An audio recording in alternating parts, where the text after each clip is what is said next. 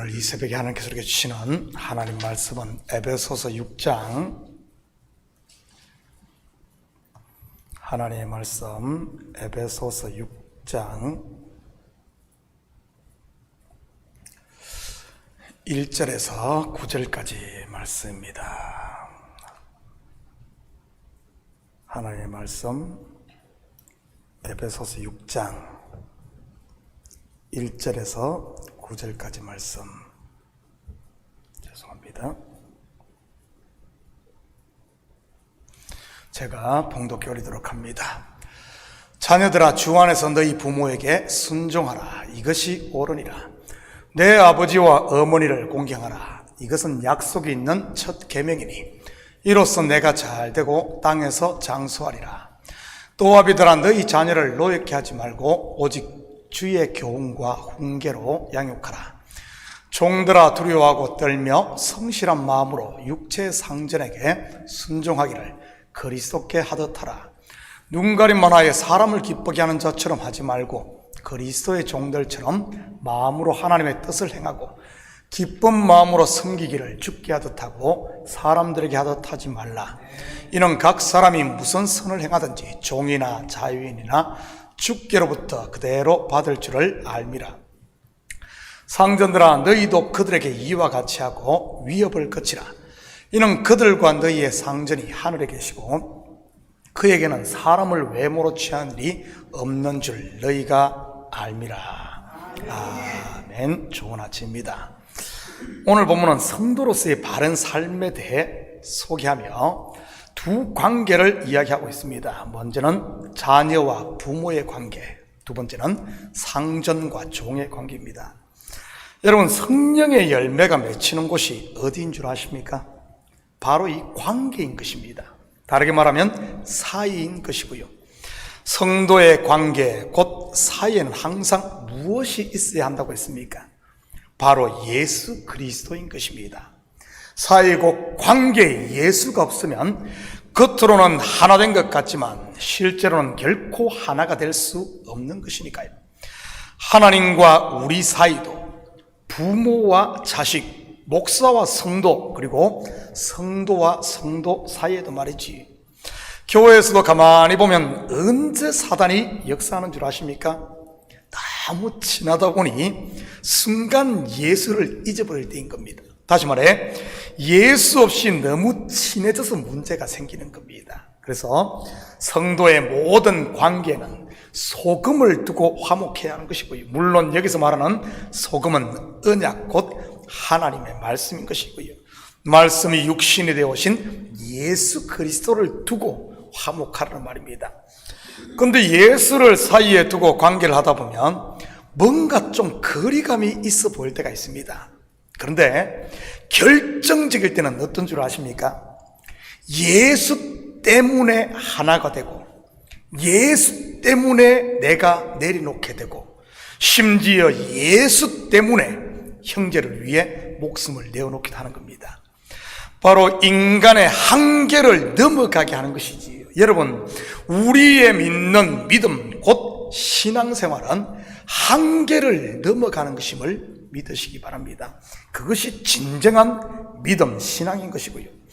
이처럼 한계, 곧 바운드리를 넘는 것, 강을 넘는 사람을 일컫는 말이 히브리 사람인 것입니다. 영적으로 보면 아브라함만 히브리 사람이 아닌 우리 성도들은 다 히브리 사람인 것입니다.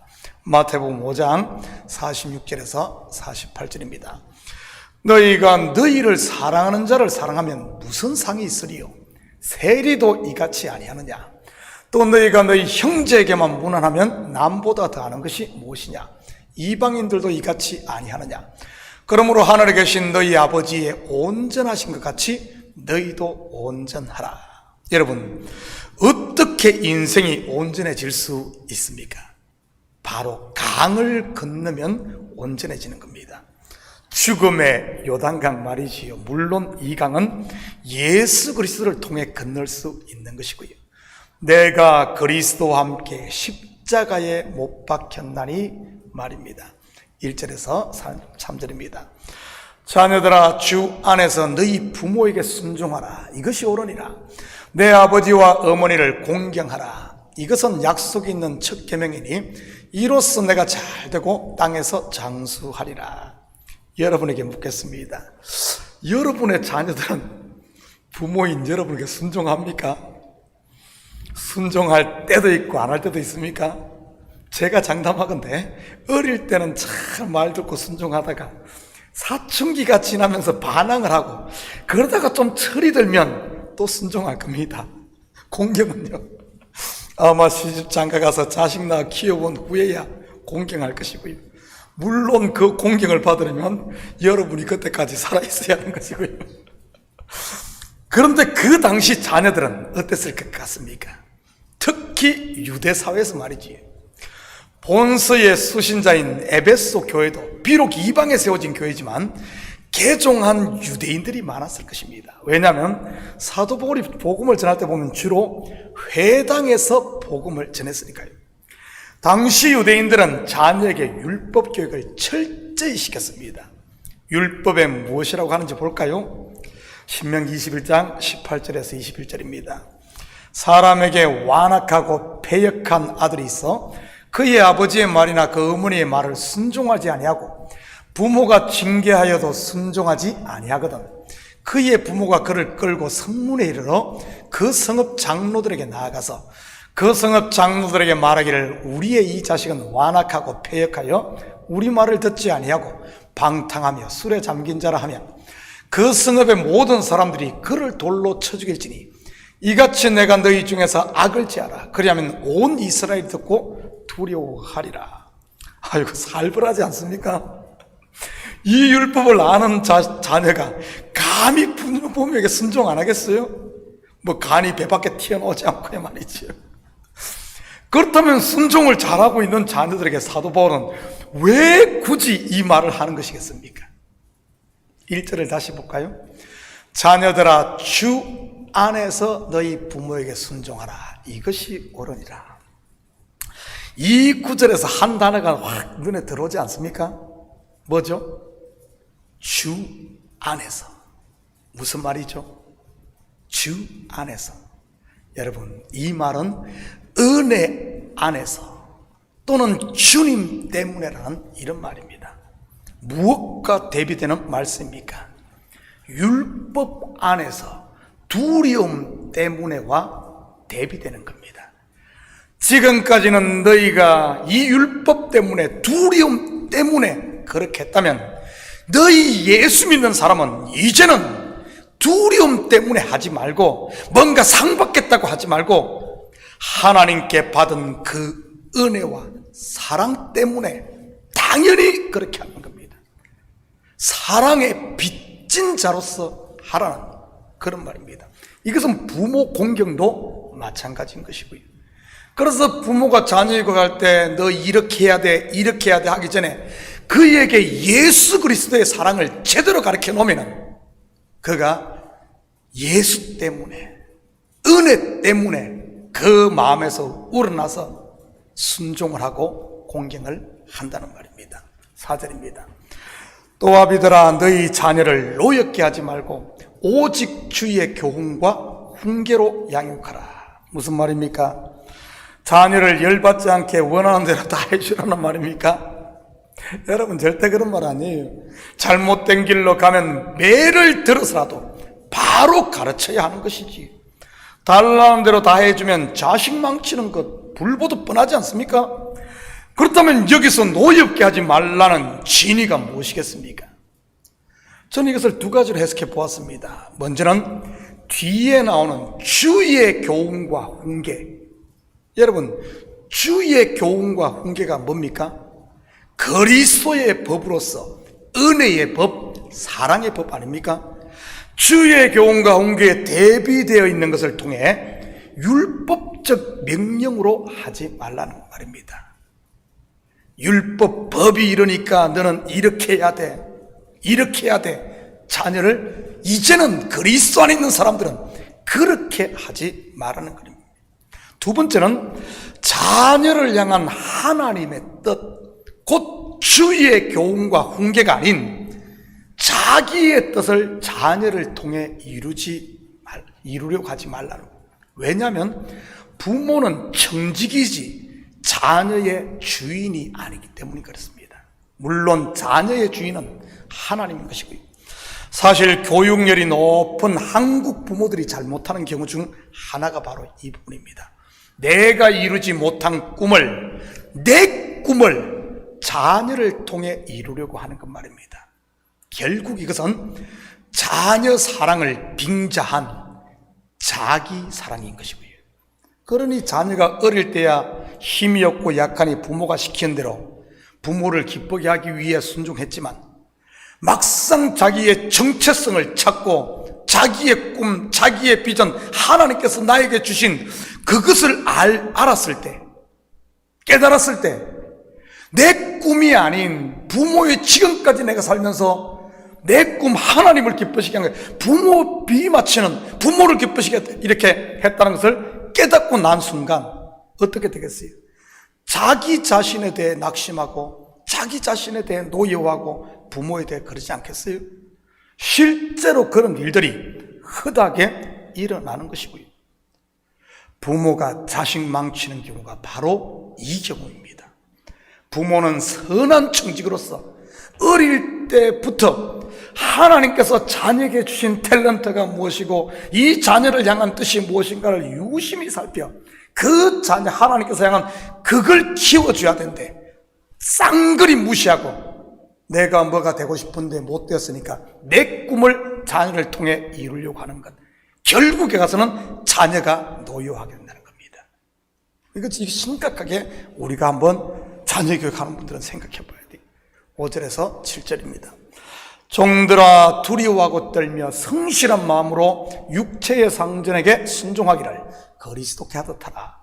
눈 가림만 하여 사람을 기쁘게 하는 자처럼 하지 말고 그리스도의 종들처럼 마음으로 하나님의 뜻을 행하고 기쁜 마음으로 섬기기를 주께 하듯 하고 사람들에게 하듯 하지 말라. 당시 종들, 말 그대로 종살이 하기도 힘들고 억울한데 종들에게 더 많은 희생을 요구하는 것일까요? 사도 바울이 분명 그런 말은 아닐 것입니다. 그렇다면 이 말의 진위가 무엇이겠습니까? 종들에게 종로로 더 잘하라는 말이지요. 이것은 예수 그리스도를 믿는 성도의 자기 정체성을 일깨워주는 말입니다. 나는 누구인가 하는 것 말이지. 당시 성도된 종들, 그들의 실체가 무엇입니까? 하나님의 자녀요, 예수 그리스도의 종인 것입니다. 이것은 여기에 계신 저와 여러분도 마찬가지인 것이고요. 여러분이 이 땅에서 무엇을 하든 말이지요, 다른 사람 밑에서 일을 하는 종업원이든 아니면은 내가 한 회사를 운영하는 CEO든 말이지, 사도 바울은 각종 은사나 직분을 가진 성도를 우리 몸의 지체로 비유를 했습니다. 고린도전서에서 말이지. 그렇다면 은사나 직분만 그런 것일까요? 교회 안에서 조금만 더 확장하면 우리의 직업도 마찬가지인 것입니다. 우리의 상전 곧 주인은 교회의 머리된 예수 그리스도라는 사실 말이지. 여기서 교회는 유형교회, 곧 눈에 보이는 이 참교회, 한 지교회를 말하는 것이기도 하지만 무형교회, 즉 눈에 보이지 않는 성도 한 사람 한 사람의 머리가 예수 그리스도란 말입니다. 우리가 가진 직업 또한 넓은 의미에서 하나님께서 각자에게 선물로 주신 것이고요. 종의 제도가 일반화되어 있던 당시 시대를 살던 종들, 그 종의 신분, 여러분 무엇이라는 말입니까? 영원한 신분이 아닌 이 땅을 사는 동안 하나님께서 그에게 맡긴 역할이라는 말입니다. 역할. 여러분, 우리가 영화 같은 데 보면은 액터들이 나오잖아요. 주인공이 나오고 그 역할입니다. 그 영화 끝나면은 그 사람 그냥 자기 본 모습으로 돌아가는 거예요. 우리가 이 땅에서 맡고 있는 역할들, 종이든 목사든 CEO든 뭐를 하든 역할입니다. 역할. 그 맡겨진 역할에 충성하라는. 근데 그 역할은 누구를 위하는 겁니까? 그 뭡니까? 극 중에 나오는 그 자기 왕 아닙니다. 이 전체 그림, 이 영화를 맡긴, 역할을 맡긴 감독, 우리가 이 땅에서 역할을 하고 있어요. 그 역할을 맡기신 분이 누굽니까? 하나님이란 겁니다. 우리의 주인 예수 그리스도란 겁니다. 그래서 무엇을 하든지 그 분에게 이 땅에서의 것은 영원한 신분이 아닌 이 땅을 사는 동안 맡긴 역할이기 때문에, 여러분, 그렇다면 그 역할 누구를 위해서 해야 합니까? 바로 맡기신 분, 우리의 주인 예수 그리스도인 것입니다. 이것은 종만 그런 것이 아니라 상전도 마찬가지인 것이고요. 우리 구절을 볼까요? 상전들아, 너희도 그들에게 이와 같이 하고 위협을 거치라. 이는 그들과 너희의 상전이 하늘에 계시고 그에게는 사람을 외모로 취하는 일이 없는 줄 너희가 알미라.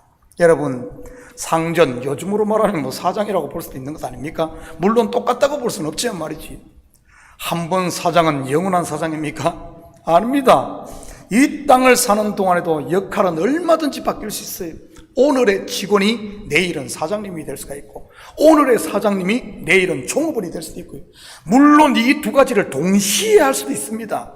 투잡을 뛰는 경우 말이지요. 낮에는 사장님, 밤에는 종업원으로 말입니다. 예수 믿는 상전, 예수 믿는 왕, 누가 그 일을 맡긴 것입니까? 여러분, 이하 동문입니다. 하나님 것이지.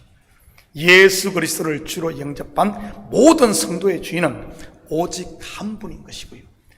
그리고 우리에게 상을 주시는 분이 누군 줄 알아요? 8절 보면은 이는 각 사람이 무슨 선을 행하든지 이 땅에서 무슨 역할에 충실하든지 종이나 자유인이나 종이나 주인이나 상은 누구로부터 받는 줄 알아요? 바로 우리의 주인이신 하늘, 그분으로부터 우리의 영원한 상을 받기 때문입니다. 그러니 자기에게 주어진 역할을 여러분 벗어나지 말고, 종은 종의 역할, 그거 하나님께서 지금 나에게 주신 것이니까 충성해야 한다는 말입니다. 바로 주를 위해, 그리고 주님 때문에 우리가 힘들어도 이겨나가야 되는 이유가 주님 때문에, 주님 때문에 은혜 안에서, 그리고 모든 것을 사랑의 빚진 자로 살아가는 것이 성도란 말입니다.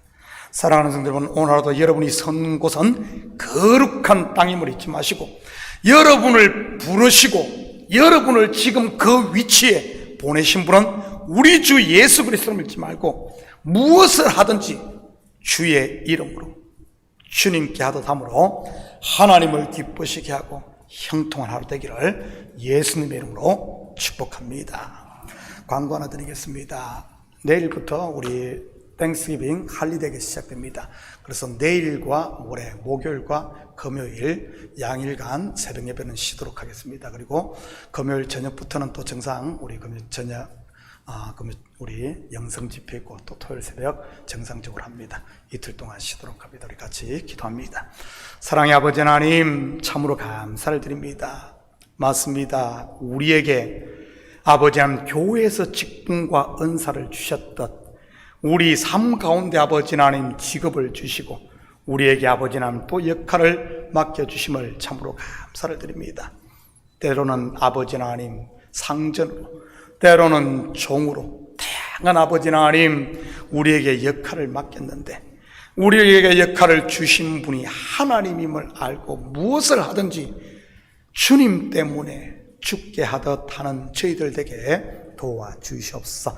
우리는 아버지 하나님 그리스도의 핏값으로 산 아버지 하나님 하늘에 속한 우리의 영원한 역할은 하나님의 아들의 역할임을 알고 잠깐 우리에게 맡겨진 일 아버지 하나님 힘들다고 포기하거나 던져버리지 아니하고 끝까지 잘 감당함으로 하나님께 상을 받는 저희들 다 되게 하시고 아버지 하나님 작은 일에 충성함으로 더 큰 일을 맡는 아버지 하나님 형통한 저희들 되게 도와주시옵소서.